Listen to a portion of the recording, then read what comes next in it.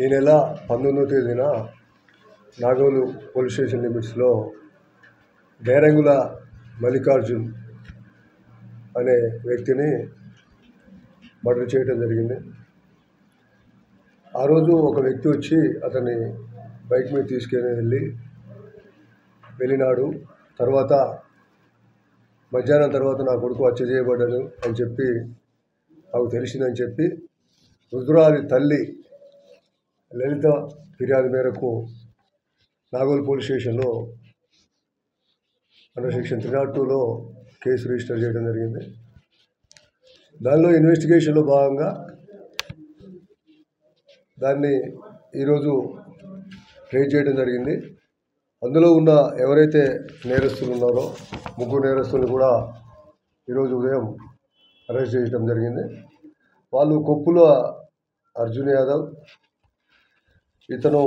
ఇతనికి ఈ చనిపోయిన డిసీజుడికి గతంలో పాత కక్షలు ఉన్నాయి. వీళ్ళంతా కూడా గత 15-20 సంవత్సరాలుగా ఫ్రెండ్స్. ఇతన్ని గతంలో కొట్టినందుకు ఇతను డిసీజుడు ఎవరైతున్నారో ఇతన్ని కూడా గతంలో ఇతని మీద దాడి చేసి కొట్టినందుకు ఇతను మృతిని పైన కూడా ఎల్బీనగర్ పిఎస్లో గతంలో కేసు నమోదై ఉన్నది. తర్వాత కూడా వీళ్ళిద్దరూ కలిసి తిరుగుతూ అప్పుడప్పుడు కలిసి తాగుతూ ఉండేవారు. ఇతన్ని ఈ మధ్యకాలంలో తరచూ వచ్చి అర్ధరాత్రి వచ్చి తాగేందుకు డబ్బులు అడగటము, ఇంటికాడ న్యూసెన్స్ చేయటము, డబ్బులు ఇవ్వకపోతే నేను చంపుతా అని బెదిరియటము చేస్తూ ఉండేవాడు. దాంతో అతను ఎవరైతే ఈ అర్జున్ యాదవ్ ఉన్నాడో ఒక ఇన్సెక్యూరిటీ ఫీలింగ్తో, అంటే ఇతనితో నాకు ఎప్పుడు పోయినా ప్రాణానికి ప్రమాదం ఉంది అనే ఒక ఇన్సెక్యూరిటీ ఫీలింగ్ తోటి ఈ హత్యకు పథకం వేయడం జరిగింది. అతనితో పాటు అతని ఫ్రెండ్స్ అందరు కూడా వీళ్ళు కూడా ఆయన ఫ్రెండ్సే, చనిపోయిన అతనికి మల్లెల మహేష్, కుంచెల ఓంకారు. ఇప్పుడు ఈ మల్లెల మహేష్ తోటి కూడా ఇతనికి పాత గొడవలు ఉన్నాయి. ఇతని మీద గతంలో ఒక కేసు ఉన్న దాంట్లో ఇతను మహేష్ కూడా విట్నెస్ ఉన్నాడు.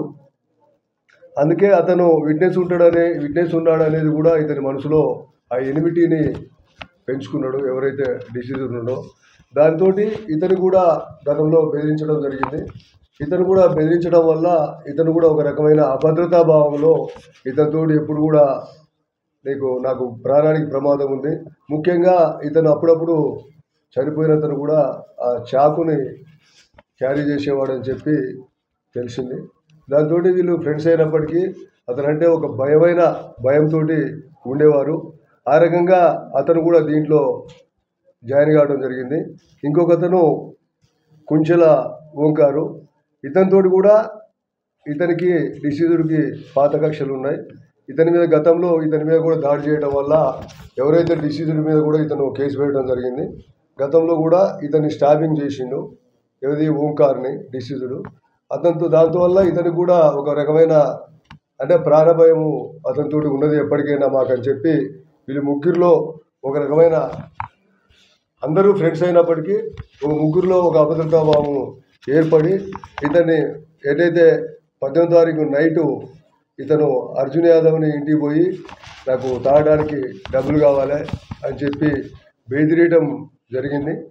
దాంతో అతను భయపడి వీళ్ళు ముగ్గురు కూడా జమ చేసుకొని ఏదైతే అతను ఆ రోజు 19వ తారీఖు పోయి తాగడానికి పోయిందని చెప్పి తెలుసుకొని వీళ్ళు ముగ్గురు కూడా ఏదైతే స్విఫ్ట్ కారు ఉన్నదో మన మహేష్ది స్విఫ్ట్ కారు ఉండే, ఆ స్విఫ్ట్ కారులో వీళ్ళు ముగ్గురు కూడా ప్రిపేర్ అయ్యి ఒక పథకం ప్రకారము అతను ఎక్కడ ఏదైతే మూసి పక్కన ఆ మర్రి చెట్టు కాడ తాగుతున్నాడు అనే ఒక